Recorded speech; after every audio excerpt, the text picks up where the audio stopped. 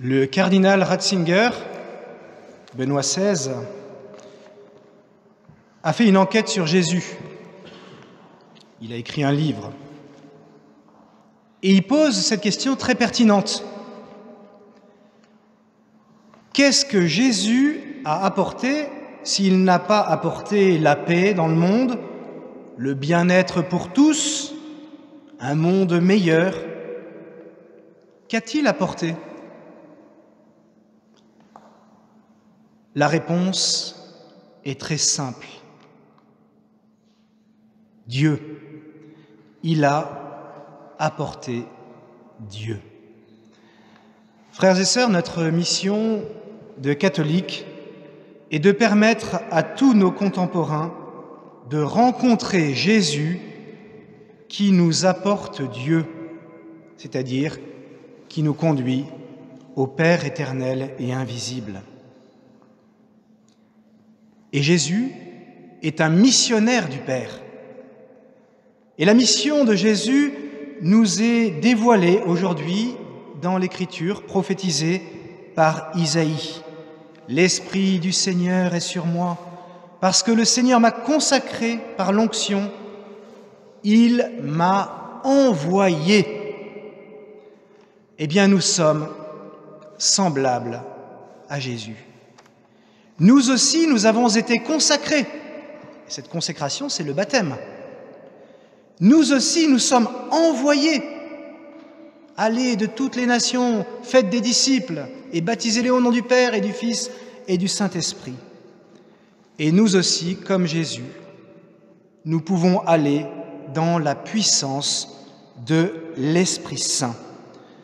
Je suis de plus en plus convaincu que notre modèle de façon d'être catholique est en train de changer et doit changer.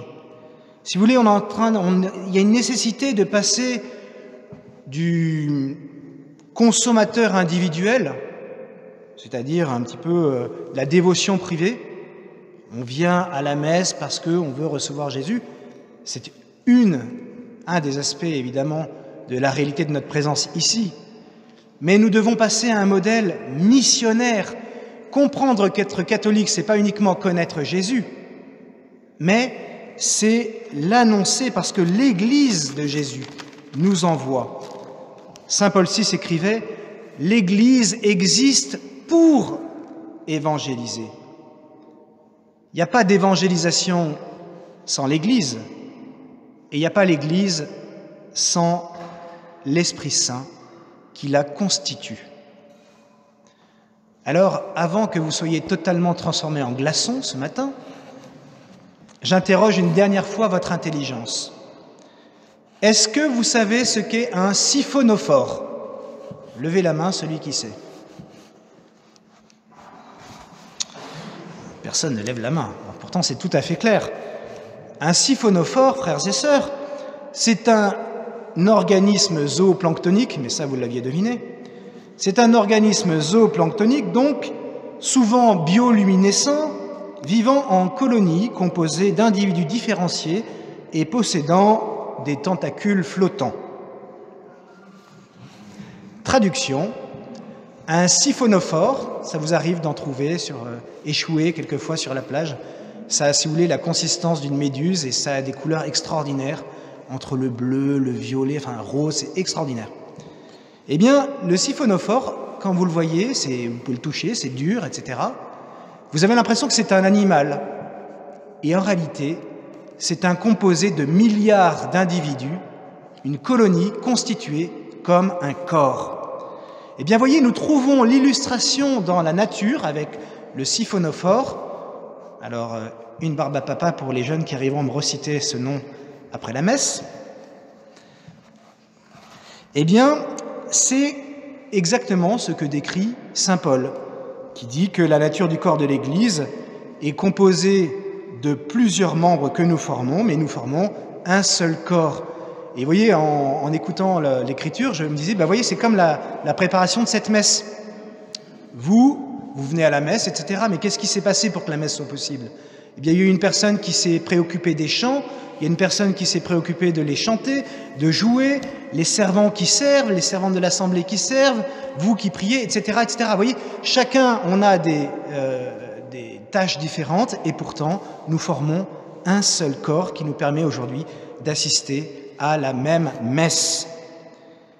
Eh bien, ce corps vivant établi par l'Esprit Saint, c'est pas n'importe quel corps. C'est le moyen que Dieu a choisi pour sauver la multitude. Le principe d'unité et de vie de l'Église, c'est l'Esprit Saint, comme le siphonophore qui, composé de milliards d'individus, en réalité, ne forme qu'un seul corps. Alors, petite question, comment est-ce que l'Esprit Saint, comment est-ce qu'il fait pour constituer un seul corps de cette multitude très différenciée que nous sommes? Réponse, avec saint Paul. Parmi ceux que Dieu a placés ainsi dans l'Église, il y a premièrement les apôtres, deuxièmement les prophètes, troisièmement ceux qui ont en charge d'enseigner.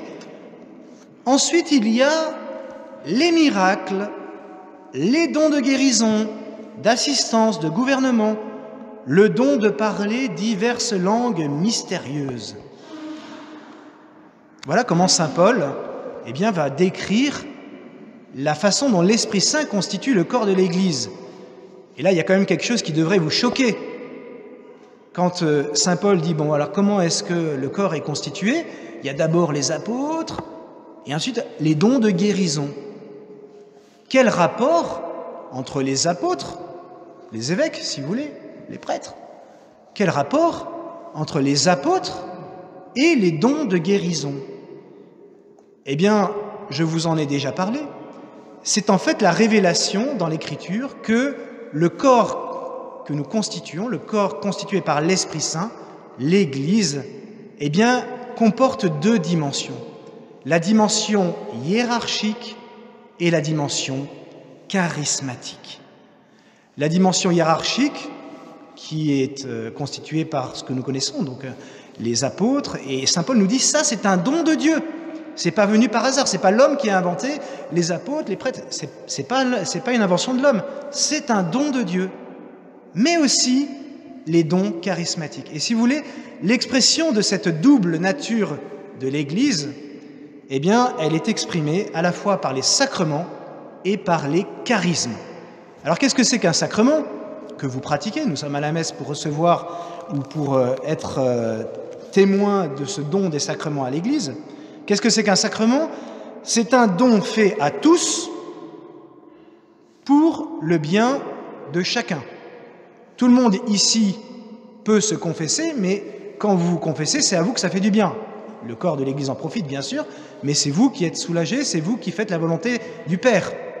Donc, le sacrement, c'est un don fait à tous pour le bien de chacun, alors qu'un charisme, c'est un don fait personnellement à quelqu'un, mais pas pour lui, pour le bien de tous.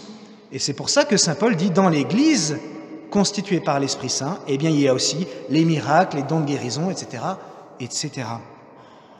Et vous savez que mon sentiment, ma conviction, c'est que, certes, l'Église a, dans l'histoire, beaucoup travaillé la cohérence des sacrements, et c'est merveilleux, mais nous avons un peu perdu de vue l'expression parmi nous des charismes. Et pourtant, pour cette réalité missionnaire qui est la nôtre, pour la mission qui est la nôtre, d'annoncer le Seigneur à tous nos contemporains, je suis convaincu que nous avons besoin des charismes. C'est-à-dire que nous avons besoin que la puissance du Saint-Esprit s'exerce, s'exprime dans votre vie. Et chacun selon les dons différents que l'Esprit Saint peut donner.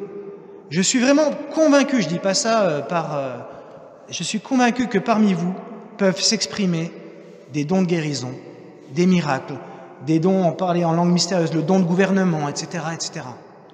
Tout ce dont est en train de parler saint Paul. Ce que je vous propose, frères et sœurs, c'est d'avoir l'audace, avant que vous soyez encore une fois définitivement morts de froid, c'est de demander maintenant à l'Esprit Saint, vraiment, que pour notre paroisse, que dans l'Église, s'expriment à nouveau ces charismes. Encore une fois, ce sont des auxiliaires puissants pour la mission. Les gens, nos contemporains, ont besoin de voir, d'être témoins de la puissance de Dieu qui s'exprime.